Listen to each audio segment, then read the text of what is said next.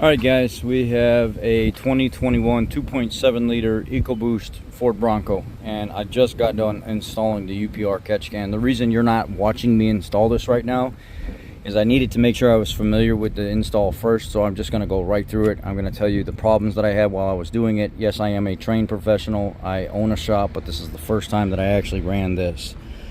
I did not start in accordance with the directions on how it said. I felt it was easier to go a different route. So what I started with here was, there's this line here and this fitting back here. If you notice, it's pulled off. What normally goes in there is this line right here has a different connection on it, and you can see that this ribbed part right here is molded into that line. What I ended up doing is I took a pick and I broke the orange plastic out of the factory connection right here. And when there's different ways you can do it. They show pulling the nipple fitting out down there underneath and spinning it inside. If you look down underneath, you can see like a, let me see if I can, down there you can put like a UPR or something down there under the quick connect. That spins out of there. I didn't see the need to do that, so what I did was I took a pick and I broke the orange tab in the side of the connection, and it released the pressure on this, and I was able to pull this line up and out of the way. And then you take a heat gun and you real lightly keep running a heat gun or a blow dryer. I used a heat gun, an actual regular professional heat gun from DeWalt, and I kept heating this up all the way around not to melt the plastic, and I periodically would pull on this fitting, and eventually it popped right out of there. And then I took this new fitting that comes with the kit and I shoved it right back down in there, and as it cooled off it tightened back on this again, and then I was able to snap my cap back on and also take the quick connect fitting and put it on there, and that line was done. What I did was I actually took the whole thing off. You can see right there how I made a little dimple crack. I made just a little crack to relieve some pressure, and I pulled that off and I put it back on, and it actually, you can see here, it actually snaps in. But you won't get lucky and do what I did. I suggest you don't touch that fitting down there, and you only work with this fitting up here and use your heat gun and stuff in this area. Pop that out, this new fitting that comes in there, pop that in, put your quick connect top back down over this that comes in the kit, and then connect this in there. This is the connection I'm talking about right here. I popped this out because I thought maybe it would be a good idea to just transfer it over and see. Hell no, it's not a good idea. Anyway, this sits down inside this connection here, and Ford doesn't make this as a serviceable component. They want you to basically break this thing. So you see where I stuck my pick in right there, and I snapped it and it relieved the pressure, and then I pushed it in. And after I did that, I was able to, like, with my pick, shove this piece over and relieve enough tension on it, and then I was able to wiggle the line off of there. And then I used the heat gun, do it while it's in the engine bay, get an extension cord or something big enough for a heat gun, and then I heated up that collar and pulled on this at the same time, and then eventually it popped out of there. And while it was still hot, I popped in this gray one that comes with the kit, and I let it cool down for 2 or 3 minutes, and then I stuck it on the new connection here. Now when it comes to mounting the catch can, the whole entire catch can assembly is held on by one bolt and bracket right here. What I did was I went ahead and unscrewed this top, this piece right here. Sorry, I was blocking you partially. I unscrewed this here and took the whole catch can out of the way.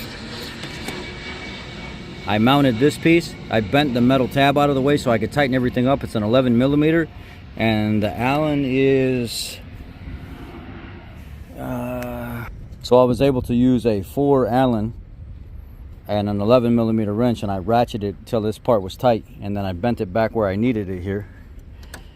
And then what I did was, without, all these lines weren't attached at the time, but this is how you service it. You'll take this top butterfly off. They used to have a different connection. It was more like an actual comfortable style, where this is not as nice as the other one you see in the picture. I think in the picture, when you look at the can, it used to look nicer than what it does now. See, before it used to have this real nice big butterfly, like, or whatever, finger grip all the way around. Now it doesn't have that no more, so I don't know. Maybe it's just easier to make this, but that's okay. It's still a nice design. So I mounted that first, and then I took and I set the catch can on here.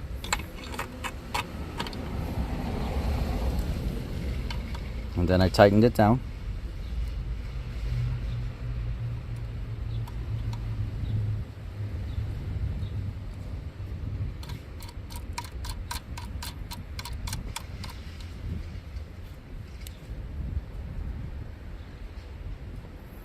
Like this. And then what I did was I worked on this line next.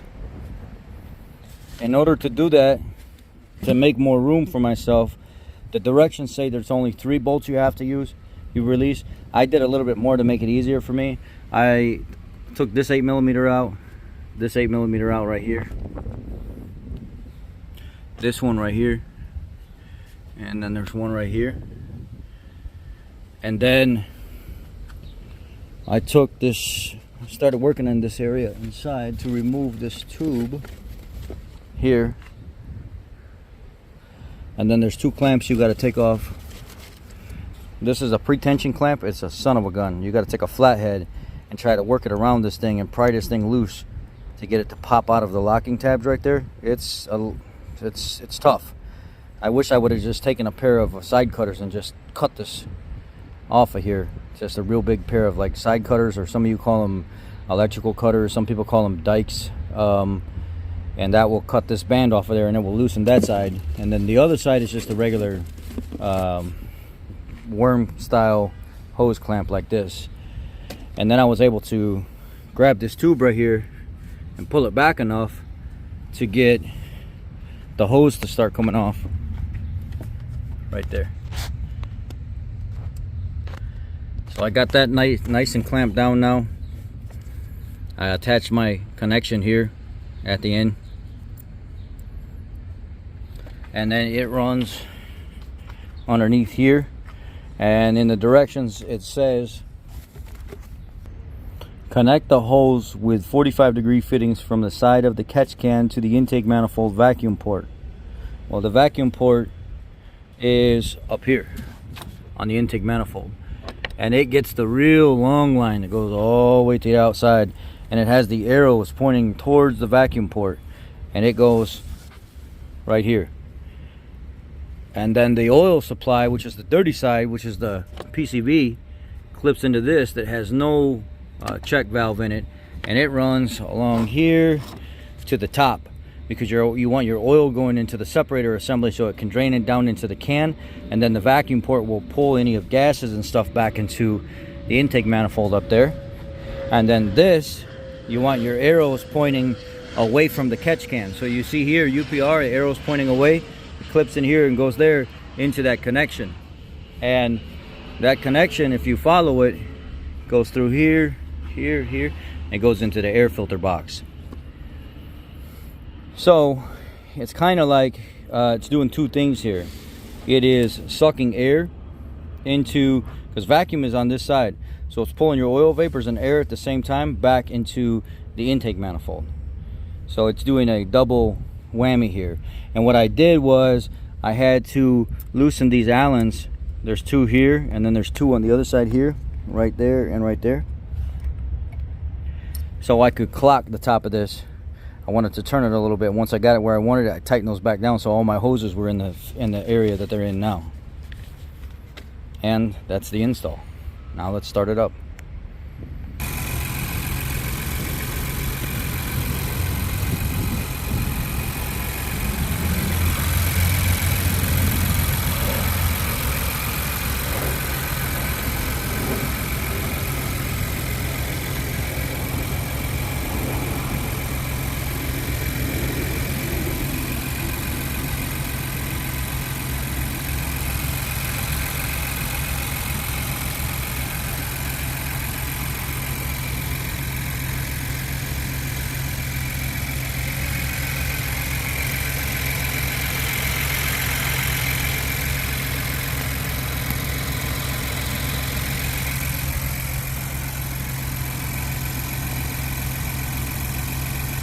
I hope this helps you guys install your kit. I hope you have happy trails off-road, and this serves you well. If you're asking what the purpose of a catch can is, a catch can stops any oil that may be coming through with positive crankcase vapor ventilation.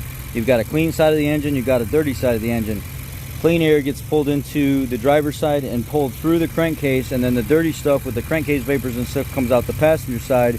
And you want to catch as much of that oil from being sucked back into the intake manifold as possible. So where it supplies it into the catch can, it's got a baffle system and stuff in here that breaks it up, drops the moisture to the bottom, and any vapors, fuel vapors and stuff can be recirculated back into the intake manifold, so you can continue using it as fuel. It doesn't pollute and stuff like that, and it's just healthier for your engine, healthier for the environment that way. And you also have a fresh air side as well. And yeah, that's the gist of the install, and that's the reason for it. A lot of people ask me, do you think there's a reason to run a catch can? Absolutely. I love running catch cans just for the simple fact that I feel like the cleaner you can have the air going into that intake manifold, the longer your engine's going to last, the cleaner your burn's going to be, and the more power and stuff you're going to make eventually in the long run. So yeah, it is what it is.